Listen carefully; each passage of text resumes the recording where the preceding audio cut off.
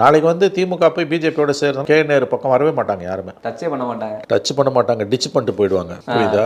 யாரோட இருக்கிறன்றதா அவ்வளவுதான். இடியோட நடவடிக்கைகள் பழிவாங்கும் தன்மை கொண்டவை. அரசியல் ரீதியாக தங்களை எதிர்ப்பவர்களை மட்டும்தான் பாஜகவோட இடி குறிவைக்கிறது என்பது உண்மை, 100% உண்மை. ஆனால் குறிவைக்கப்படுபவர்கள் யோகியர்களா என்றால் பதில் கடினம். அது உண்மை. அதுதான் இப்போ வந்து தமிழ்நாட்டில் சராசரி குடிமகனோட வாக்காளனோட டைலமா அதுதான். பட் இவன் டீப் சி அண்ட் டெவில்னு ஆங்கிலத்தில் பிசாசுக்கிட்ட மாட்டிக்கிட்டு கஷ்டப்படுறதா இல்லை ஆழ்கடலில் குதித்து கஷ்டப்படுறதான்றது. ஈடியால் குறிவைக்கப்படுபவர்கள் அரசியல் காரணங்களுக்காகத்தான், குறிப்பாக அரசியல்வாதிகள் குறிவைக்கப்படுகிறார்கள் என்பது 100% உண்மை உண்மை உண்மை. ஆனால் குறிவைக்கப்படுபவர்கள் யோகியர்கள் இல்லை என்பது அதற்கு இணையான உண்மை. இதில் எந்த ஸ்டாண்ட் எடுப்பீங்க?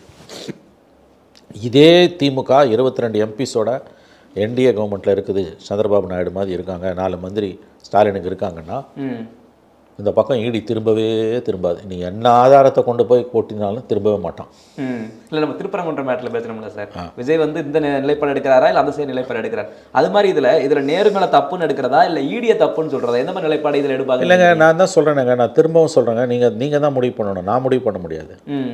ஈடியால் குறிவைக்கப்படுபவர்கள் அரசியல் காரணங்களுக்காகத்தான் குறிவைக்கப்படுகிறார்கள் என்பதில் எந்த சந்தேகமும் உங்களுக்கு வேண்டாம் வேண்டாம் வேண்டாம். அது உண்மை, ஒரு பக்கம் இருக்கு. ஆனால் குறிவைக்கப்படுபவர்கள் யோகியர்களா என்றால் பதில் இல்லை என்று தான் வருகிறது.